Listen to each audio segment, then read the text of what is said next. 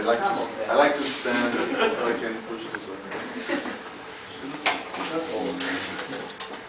Okay, so the title of my presentation is a little bit provocative. Should Straffians be dropped out of post-Keynesian economics?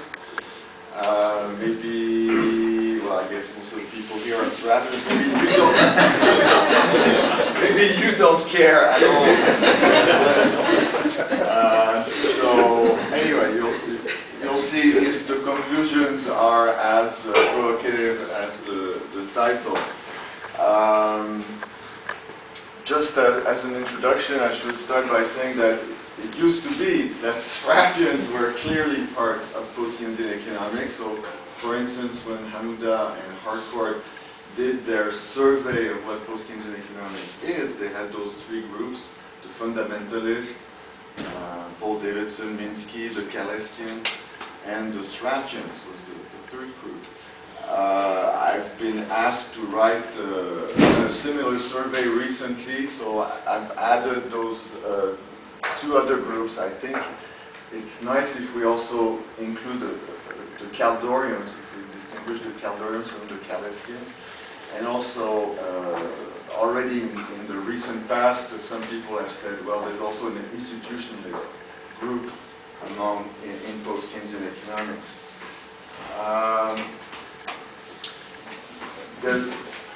There have been also distinctions within the Straffian schools, and I could see this afternoon that there's some differences of opinion with regards to the Marxists or Marx and the Straffians. Anyway, so what is the room of Straffian economics now?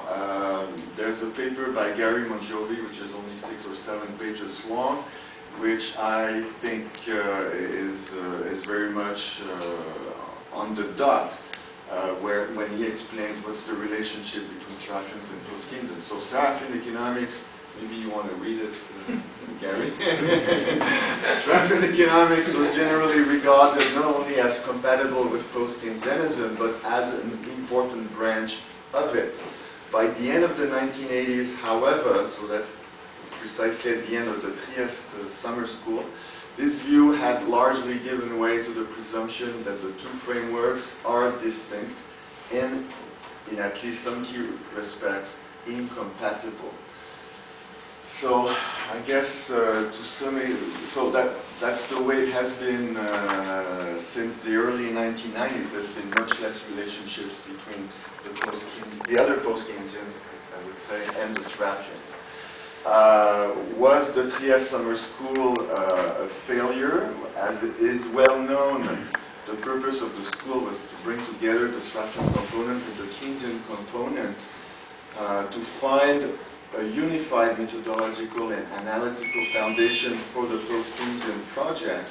Now, most of the people who have written about this usually claim that it was a failure. I'm not sure it was. And the standard story of this failure can be found in an article published in French by Richard Arena, who said that, well, there was a growing antagonism between the two dominant, or what he calls constituted strands. So what were those two dominant schools in post-Keynesian economics and in Straffian economics? On the one hand, it was the Straffian surplus approach, which is usually associated with Piero Garignani, who is here, and the fundamentalist post-Keynesian school, which is related basically to Davidson.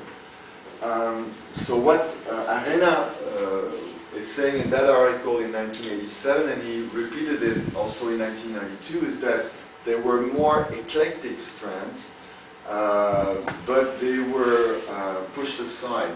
So, say, perhaps the Roncalea point of view, and perhaps the Edward Nell point of view, who is also in this room.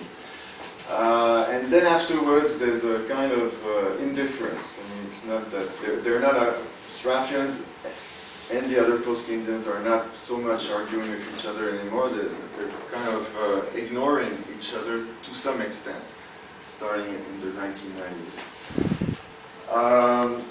Personally, this is called the age of methodology in the 1990s. Starting with the late 1980s, beginning of 1990s, there was a lot of emphasis that was put among heterodox on history of economic thought and also on methodology. And well, my view is that the methodologists made it worse in the sense that they argued that there was very little common traits between the Straffians and the other post-Keynesians, and focusing on method or methodology and arguing that the two were completely incompatible. Another related problem is that most of the methodologists were very sympathetic to the fundamental Keynesian point of view, and very often didn't even consider what the Calixian, for instance, would be thinking. And Fontana and Gerhardt rightfully point out that the increasing concern with methodology or the methodological originality of post-Keynesian economics serves to exacerbate the disputes between and within the different strands of post-Keynesian economics. And so those methodologists define post-Keynesian economics as being the science or the economics of open systems, and Straffian economics was said to be a closed system. Fratton, Paul Downward, Sheila Dow, Rick Holt, Bill Gerhardt, all those people said, you know, post-Keynesian economics should be open economics, Straffian economics is closed, therefore Straffian economics is not part of post-Keynesian. Never made sense to me. I wrote Fratton, when he wrote his article, I sent him 4 single-space pages of comments saying, no, you're completely wrong. His article was entirely devoted to the study of Straffian economics, but it didn't change a line in the published. So much for my, and I was the referee. I was the other referee on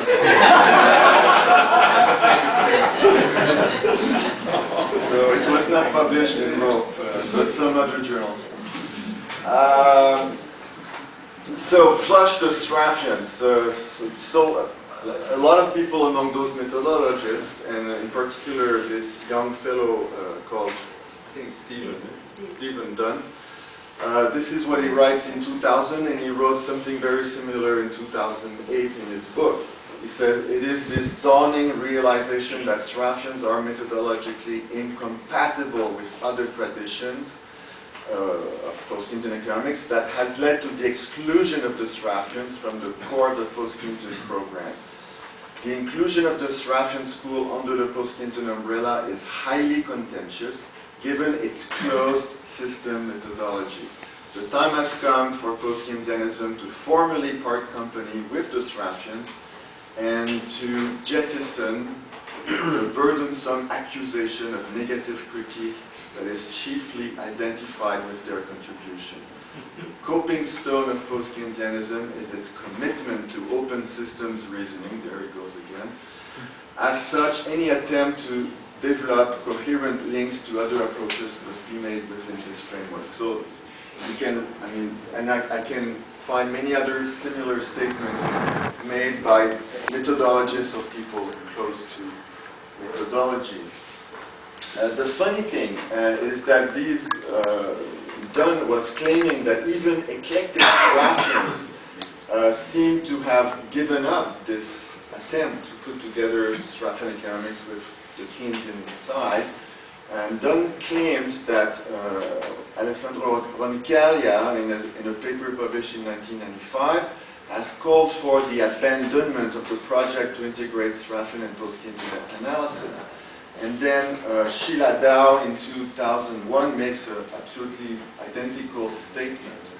And what we shall see in about the last slide, I think, is that Roncaglia has been misunderstood by both Dunn and Dow. I find it a bit amazing that people who are interested in the philosophy of economics would misinterpret someone.